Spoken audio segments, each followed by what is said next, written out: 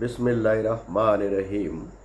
আমরা 1 থেকে শুরু করে মাস্টার্স পর্যন্ত, গ্র্যাজুয়েশন পর্যন্ত অনেক কিছু শিখি, কিন্তু বাস্তবে আমাদের যে সিলেবাস, আমাদের নাগরিক অধিকার কি, সেই সম্পর্কে আমরা আসলেও সেরকমভাবে কিছু শিখি না। আমরা ইঞ্জিনিয়ারিং কমপ্লিট করি, মেডিকেল সায়েন্সে আমরা অনেক ভালো করি, কিন্তু কত প্রকারের দলিল আছে, কিভাবে ডাকলে কাটতে হয়, কিভাবে খাজনা দিতে হয়, কিভাবে নামজারি করতে হয়, আমাদের শিক্ষা ব্যবস্থায় কিন্তু সিলেবাসে এইগুলো শেখানো হয় না। আমাদের সিলেবাসে শেখানো হয় না যে কোন সমস্যার জন্য প্রাথমিক চিকিৎসা কি দিতে হয়। আমাদের এই জনসংখ্যা অদক্ষ এর মূল কারণ হলো আমাদের এই তথাকথিত বস্তা পচা সিলেবাস। এই সিলেবাসকে বলে বিষ আর কি, বিষ। এইটা কোনো লেখাপড়া, সে আমাদের সিলেবাস কারিকুলামটা তথাকথিত ব্যাকডেটেড, এই আধুনিক যুগের শতভাগ অচল। আমরা যদি আমাদের যারা কনসাস পিপল সিলেবাসে অন্তর্ভুক্ত করি কোন রোগের জন্য কোন টেস্ট, তাহলে কিন্তু আমরা এই বাংলাদেশের টেস্ট বাণিজ্যটা বন্ধ করে দিতে পারি।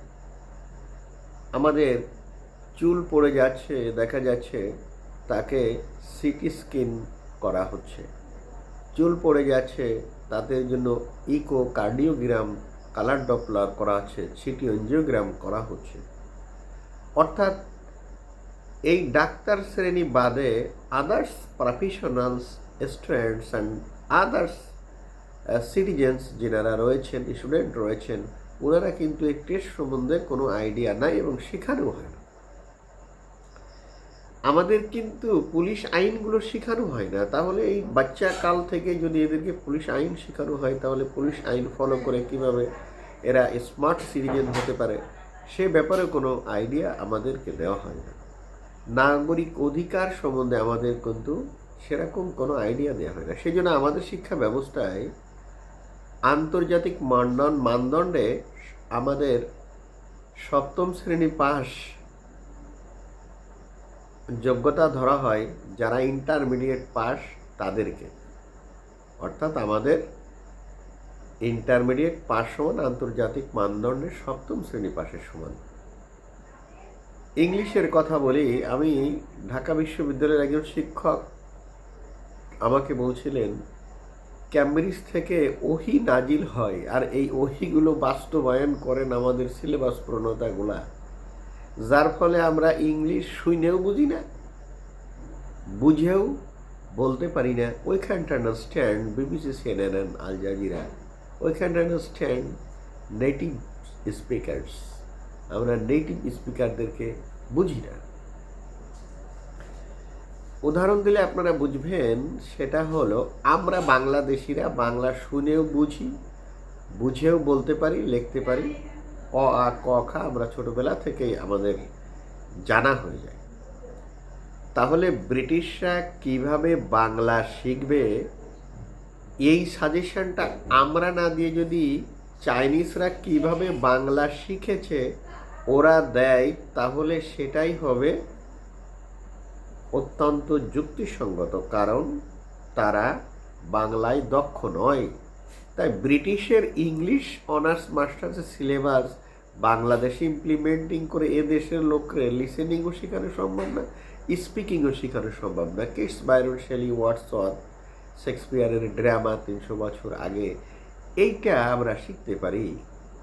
কারণ হলো ব্রিটিশরা তো ইংলিশে অনেক দক্ষ, যেমন বাংলাদেশিরা বাংলায় অনেক দক্ষ। তাহলে আমরা মনে করি যে বাংলা তো আমরা এরকম জানি, তাহলে ব্রিটিশরা মনে এরকম জানে, তাহলে আমাদের বাংলা অনার্স মাস্টার্স যদি আমরা অক্সফোর্ড বিশ্ববিদ্যালয়ে কম্পালসারি করি, তাহলে ওই অনার্স মাস্টার্স দিয়ে ওই এলাকার লোকজনগুলা সিলেটের ভাষাও বুঝবে না, দক্ষিণবঙ্গের ভাষাও বুঝবে না, আমরা অনুরূপভাবে ব্রিটিশদের ইংলিশ বুঝবো না। ক্যালিফোর্নিয়া অঙ্গরাজ্যে 105 প্রকার অ্যাকসেন্ট আছে, অনেক প্রকারের অ্যাকসেন্ট আছে। কারণ হলো আমাদের সিলেবাসটাকে করতে হবে একেবারে যুগ উপযোগী, আমাদের মানুষকে করতে হবে দক্ষ, কর্মমুখী শিক্ষা থাকবে, যুগের প্রয়োজনে কোন জায়গায় কোন লোক দরকার সেইভাবে আমাদেরকে গড়ে তুলতে হবে। প্রাথমিক চিকিৎসা সম্বন্ধে আইডিয়া দিতে হবে। হাওড়ের একজন লোক, টেকনাফের একজন লোক, পাহাড়ের একজন লোক স্ট্রোক করলে কী করতে হবে, আমাদের সিলেবাসে প্রত্যেক বছর প্রণয়ন করতে হবে। প্রাথমিক চিকিৎসাটা কি, ফার্স্ট এইড কি, প্রত্যেক জনগণকে প্রেশার মাপা শিখতে হবে। কারণ একটা রোগীকে অনেক ক্ষেত্রে 3-4 ঘন্টা লেগে যায় শিফটিং করতে হসপিটালে। সেই জন্য আমাদের সিলেবাসটাকে আধুনিক করতে হবে, যুগোপযোগী করতে হবে, নাগরিক অধিকার সম্পর্কে সচেতন একজন জনগণ হিসেবে গড়ে তুলবে।